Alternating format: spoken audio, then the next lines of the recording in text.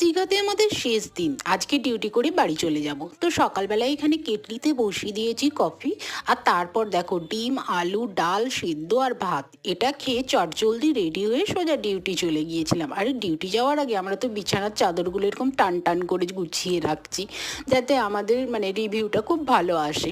যাই হোক, আমাদের ডিউটি মোটামুটি শেষ হয়ে গেছে। তারপর রুমে এসে এবার বেরানোর পালা। আজ বেরাবার সময় না মনটা খুব খারাপ হয়ে গেল, কারণ এই কদিন আমরা তিনজন একসঙ্গে প্রচুর মজা করেছি, আজ থেকে আবার একা একা।